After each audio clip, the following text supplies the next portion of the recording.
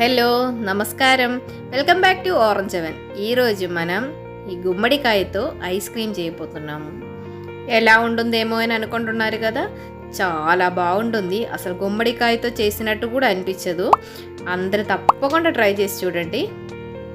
ఇలా నేను ఒక గుమ్మడికాయది పావు భాగం తీసుకున్నాను.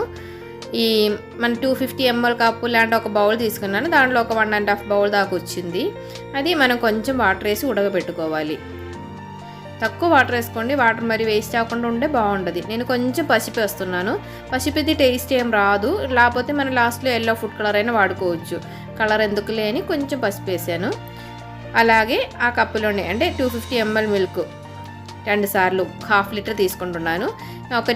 ఒక టేబుల్ స్పూన్ కస్టర్డ్ పౌడర్ వేస్తున్నాను. కావాలంటే ఇంకా కొంచెం వేసుకోవచ్చు. థిక్నెస్ బట్టి మనకి ఎలా వస్తుందో దాన్ని బట్టి కొంచెం థిక్గా ఉండాలి. ఓవర్ థిక్గా కాదు, ఓవర్ లూజ్గా కాకుండా మన మిల్క్ రెడీ అవ్వాలి. కలిపి పక్కన పెట్టండి. పాలు బాయిల్ అయ్యేటప్పుడు మనం ఒక కప్పు అంటే 250 ml కప్పులో ఒక కప్పు షుగర్ అను మనం కలిపి పెట్టిన కస్టర్డ్ మిల్క్ ఉంది కదా, కస్టర్డ్ పౌడర్ని అది కూడా వేసుకోవాలి.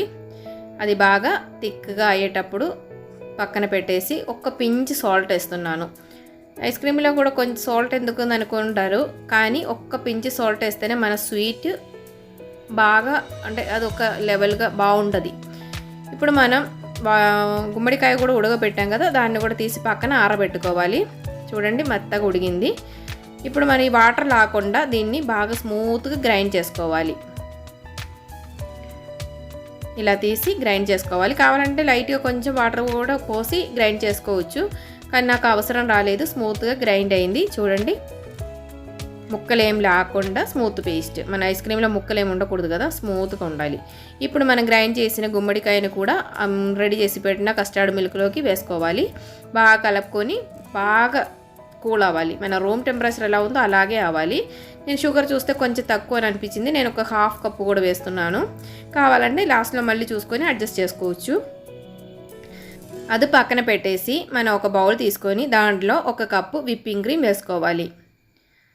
విప్పింగ్ క్రీమ్ లేకపోతే ఫ్రెష్ క్రీమ్ అయినా వాడుకోవచ్చు, కానీ మిక్సీలో విప్ చేసేటప్పుడు మాత్రం జాగ్రత్తగా చేసుకోండి. లేకపోతే ఎగ్ బీటర్తో కానీ బటర్ మిల్క్ బీటర్తో కానీ విప్ చేసేసుకోండి. మరి ఓవర్గా థిక్నెస్ ఏం చూసుకోవాలని అవసరం లేదు.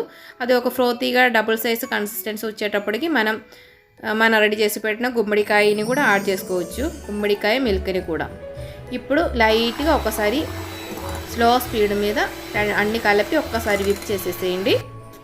ఇదిగో మన క్రీమ్ రెడీ అయిపోయింది. ఐస్ క్రీమ్కు ఉండే క్రీమ్ ఐస్ అవ్వలేదు కదా.